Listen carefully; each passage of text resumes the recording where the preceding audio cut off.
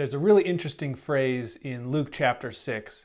In the story, people are coming to Jesus, and then it says that power came out from him and healed them all.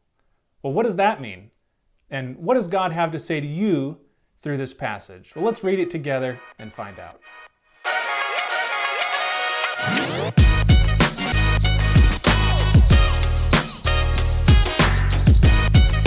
Hey, I'm Ryan Kilgore and welcome to In the Bible.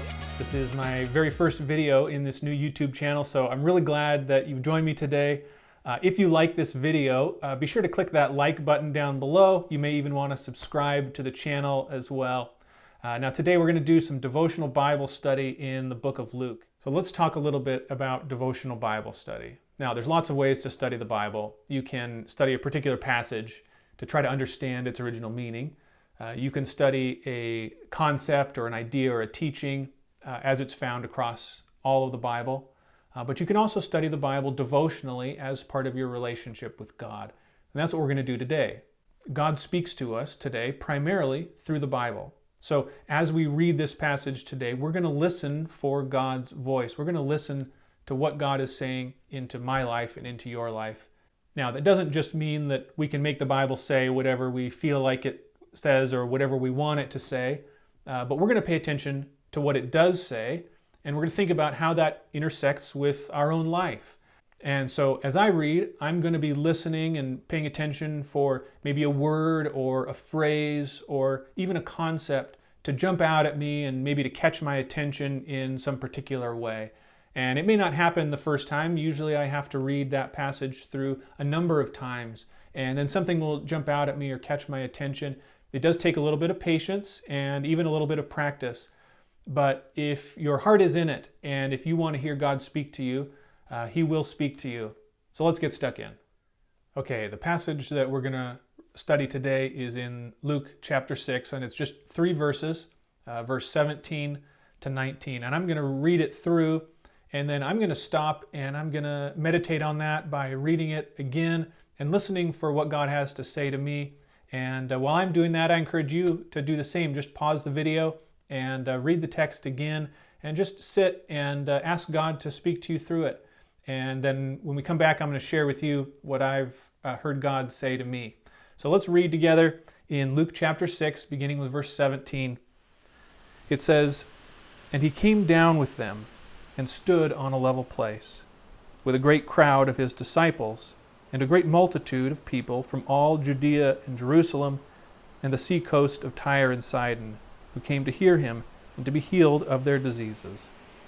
And those who were troubled with unclean spirits were cured. And all the crowd sought to touch him, for power came out from him and healed them all."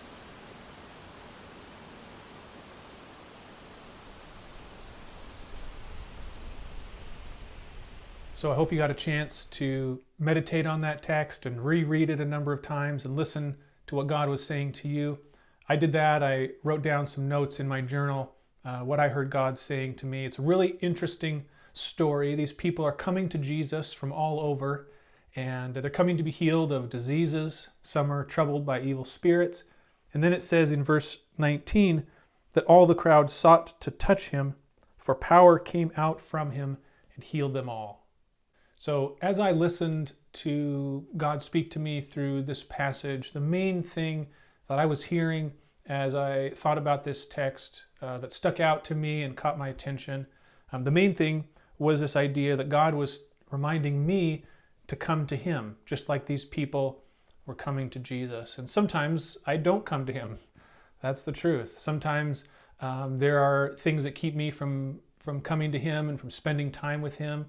Sometimes I just get into a habit of being busy, distracted with all kinds of different things. I wake up in the morning and I roll over and I check my phone the first thing, and you just get started off on that kind of life, and you're not going to find time to spend with God. And sometimes that's true for me. Sometimes if I've sinned or if there's something in my life that I know isn't right, I want to avoid spending time with Him. Maybe I feel uncomfortable when I come to Him in prayer, and so I don't. Other times there's stress or anxiety going on in my life, and And rather than come to him to find help with all of those things, I will just find ways to distract myself, maybe watching a bunch of TV or doing, something else, rather than coming to him and spending time with him and praying about those things that I need help with.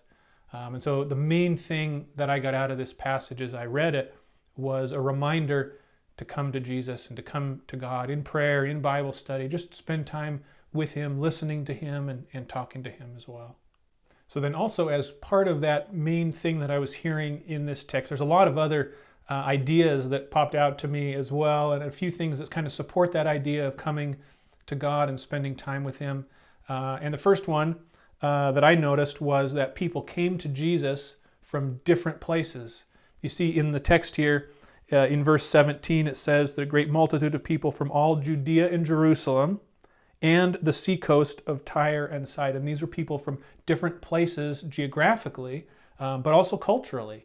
The people that came from Judea and Jerusalem, that sort of represents the center of the Jewish religion and Jewish culture. These maybe were people who were proud Jews. They were already followers of God. They were already part of the religion that Jesus was a part of. But then there were people from Tyre and Sidon as well. These were not Jewish cities.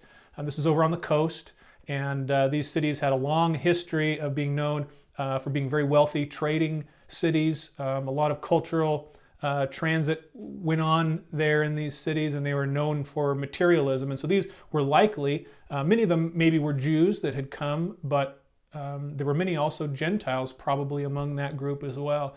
And so Jesus was accepting people from different places, different walks of life. And that's a reminder to me to come to him, that it doesn't matter where I'm coming from. And sometimes I feel like, maybe if I've sinned or if something's not right in my life, that Jesus won't accept me. It kind of feels that way sometimes. And this text reminds me that none of those things are going to inhibit God from welcoming me into his presence. Now, he may want to change some of those things that are not right, but just like Jesus welcomed people from different walks of life, he's going to welcome me as well. A second thing that I noticed in this passage that supports that idea of coming to Jesus or coming to God is that people came to him with different needs. And some of them, it says, had diseases. Some of them were troubled by evil spirits. And this sort of represents physical issues, physical needs, as well as spiritual issues. And Jesus welcomed them all and he healed them all.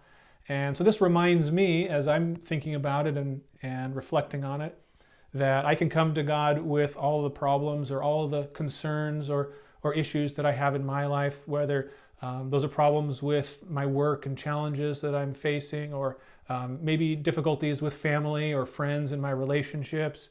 If I have financial needs, I can come to God with those as well. If I'm in need of health, no matter what it is, if I just need to follow God in the way that he's instructed me on how to live, I can come to him with all those things, and he'll help me with those.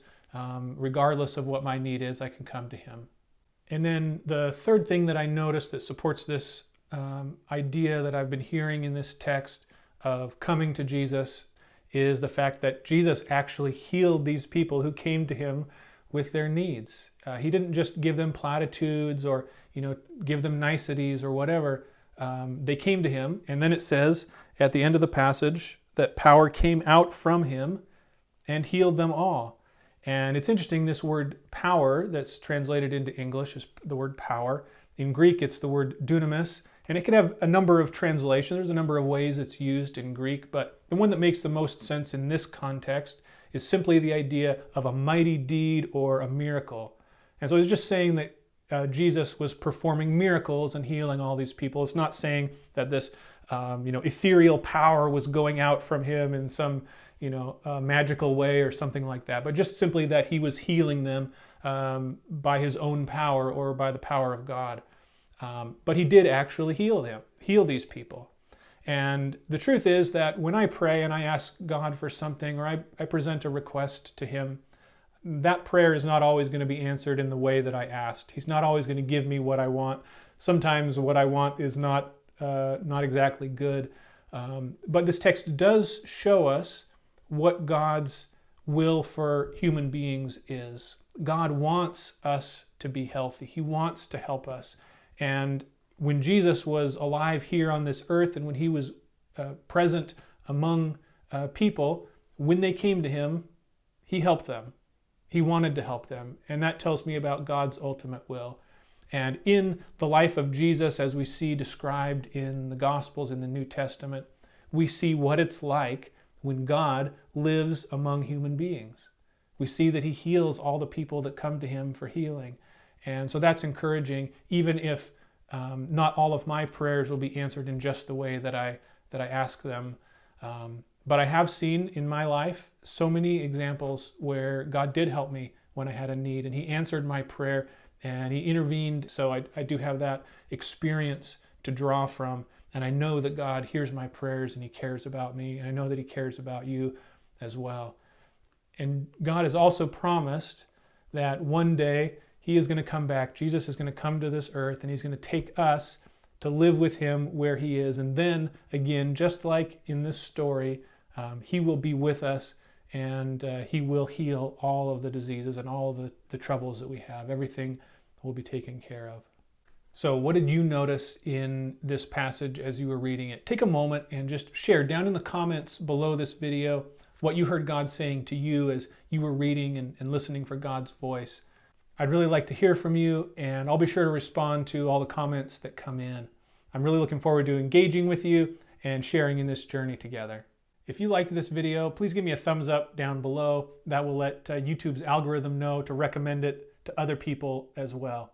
And if you'd like, please go ahead and subscribe to my channel as well. And if you click the bell icon down below, then that'll give you an alert every time that I post a new video. I sure hope you've been blessed today. Thanks so much for joining me. I'll see you next time.